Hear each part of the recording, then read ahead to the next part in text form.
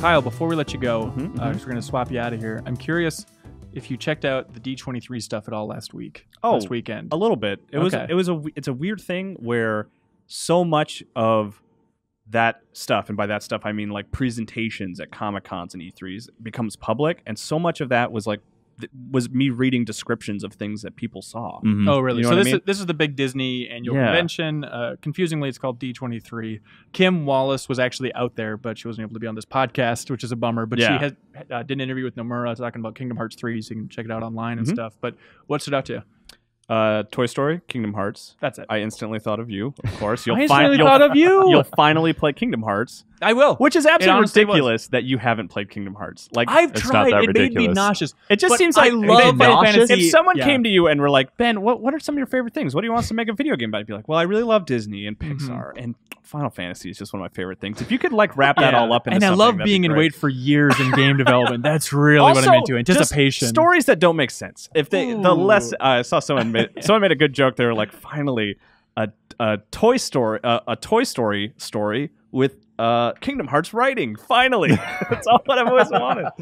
So, did you watch the Bizarre Games panel where they debuted that? Nomura I watched the trailer a lot because I even went and like wrote a feature for the site, like picking out a lot of little things that were hidden in it. But no, I didn't watch the panel. It's confusing. They said it's after Toy Story 2, but it's an original story. But it seems like the characters, at least in that trailer, all very Toy Story 1. There's no Wheezy. Yeah, Jesse. No Jesse. Yeah, after because they said.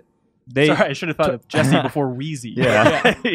Well, Wheezy does close out Toy Story 2. He's very important. I forgot my point. Yeah, because usually Kingdom Hearts, like those levels just tell the story of the film or whatever. Right. And that's what they wanted to do with Toy Story. But I guess Pixar was like, make something new and sort of can kind of be canonical. Right. And so they had a story guy from Pixar come out on stage, and they also had Tasha, who used to be at Double Fine. She was the lead on Costume Quest. She went back to Pixar then. And I guess she's like an associate producer on the game, so she was working with Nomura and talking about what a geek she was for this stuff. But there's an amazing moment where they invite the Pixar crew out on stage, and then just these doofuses dressed as the Green Army Men from Toy Story just come out and start screaming for a while. Do they have planked feet? No, they don't. Okay. Which is subpar. That's a missed opportunity. Exactly. And they're just like shouting and yelling at the crowd and other walkie-talkies and stuff and really hamming it up. Yeah. And then just watching Nomura try to comprehend what is happening is so satisfying. He just looks slightly agitated and confused throughout the whole experience. He's like, did we announce a new Army Man game? Right, yeah, exactly. Also, the other quick thing about that trailer that I really love, which is something I certainly could have found on my own, is that that's the first time I've seen the Toy Story cast speaking Japanese, which was fun. Yeah, isn't that great? I got to show that to my daughter, and she was very confused by the whole thing. Do they get Tom Hanks to speak Japanese? No, they got his brother, actually. He's Colin fluent, Hanks. naturally. No, that's his son.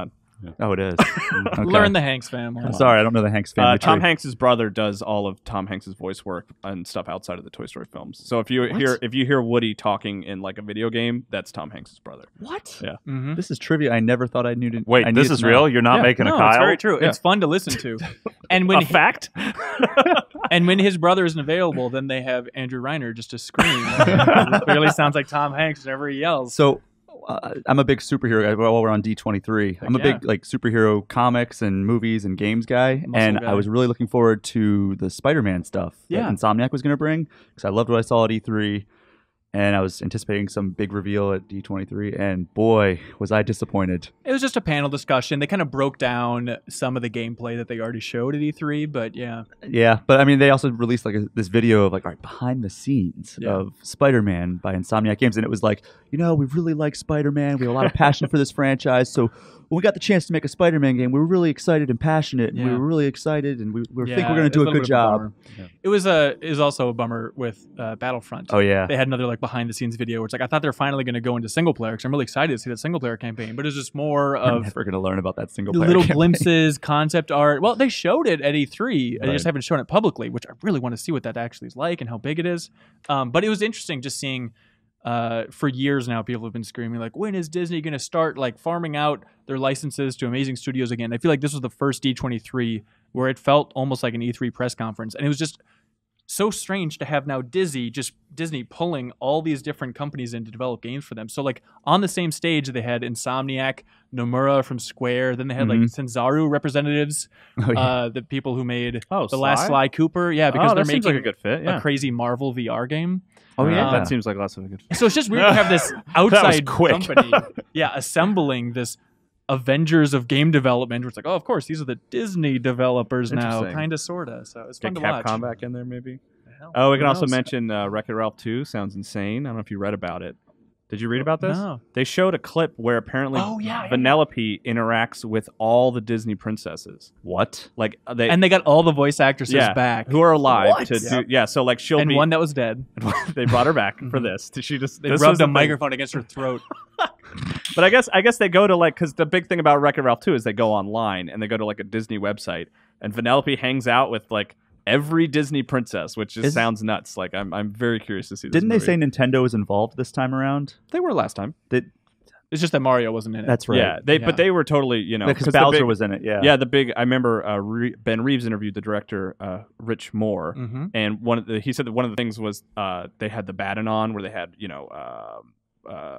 the robot, the egg guy, Eggman, Dr. Eggman. What's his name? The man that's egg-shaped. Yes, the man that's egg-shaped. Dr. Robotnik. Dr. Robotnik. I am so sorry. I don't know what happened there. But apparently they kept arguing about who would be the biggest bad guy. So like Bowser and Dr. Robotnik kept growing and growing over because of the corporations. Yeah, because they're like, no. Bowser would definitely be bigger than Dr. Robotnik. And honestly, when I saw that Bowser was, I was like, I'm going to stick to Mario fan. But help me God, if Robotnik was an inch bigger, I would have swapped. Didn't they have Zangief from Street Fighter as like a bad guy, but he's not really a bad guy? I think he was part of that argument too. I think he kept growing, until Rich Moore was like, no, you guys stop arguing. This is Disney. We know what we're doing. I know you're a fan of the cell phones in Zootopia, and I was arguing like, it's going to make it age so poorly. I am convinced Wreck-It Ralph 2 is going to be the fastest Disney film to just age out. And within like 2 years, it's going to be the most dated thing. I'm sure it'll be very funny, but it's going to be bizarre how fast that thing deteriorates.